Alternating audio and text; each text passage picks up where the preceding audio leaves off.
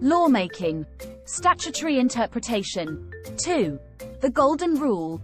Once Parliament has passed an act, it then falls to the courts to apply the statute in a particular case.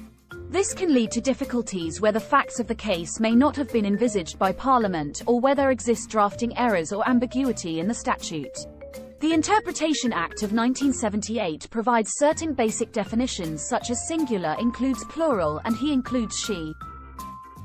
In addition, the courts have developed rules to assist judges in interpreting statutes. The rules of statutory interpretation are: 1. The literal rule. 2. The golden rule. 3. The mischief rule. In addition, there is the purposive approach. Although referred to as rules, they are not strictly binding. Some commentators have argued that they are used to justify a decision rather than assisting the decision-making process. This video will focus on explaining the golden rule. Look out for other videos in this series explaining the other rules. There are also videos discussing the advantages and disadvantages of each rule. Judges are assisted by various aids to interpretation. These can be internal aids or external aids. Look out for videos on these too. The Golden Rule. The Golden Rule developed as a way of circumventing the strict approach of the literal rule. The judges should start by first applying the literal rule. The golden rule of statutory interpretation may only be applied where an application of the literal rule would lead to an absurdity. The courts may then apply a secondary meaning. This was established in River Ware Commissioners v. Adamson in 1876. Absurdity is a strong word, and its use suggests that the golden rule should be sparingly used. Judges cannot simply use the golden rule to get a different outcome. The judges cannot apply it where the application of the literal rule would be unfair or harsh. In LNER v. Berriman, the application of the literal rule was unfair. The widow was denied compensation because her husband was killed whilst oiling the track rather than repairing it. The result was unfair but not absurd, so the golden rule could not be applied. It falls to the judges to decide if a particular result would be absurd. Judges' opinions may differ in what is and what is not absurd.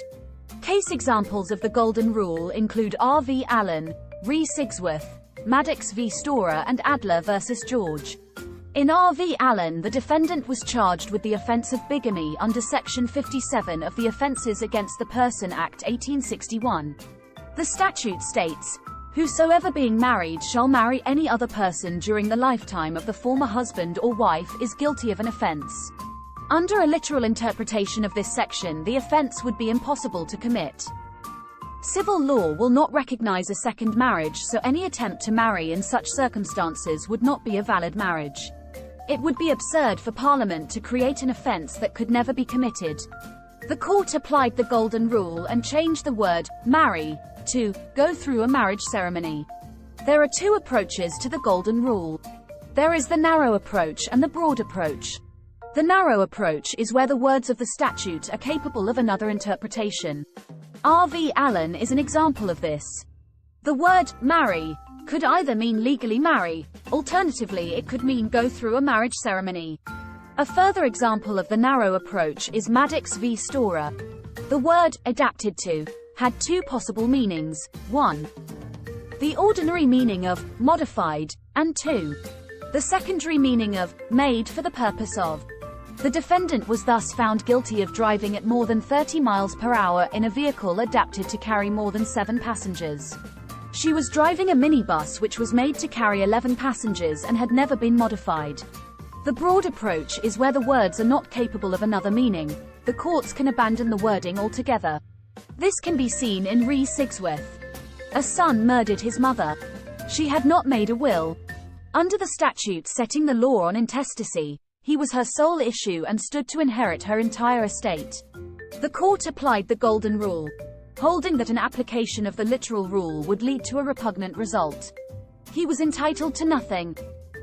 Under the Official Secrets Act 1920, it was an offence to obstruct a member of the armed forces in the vicinity of a prohibited place. In Adler v.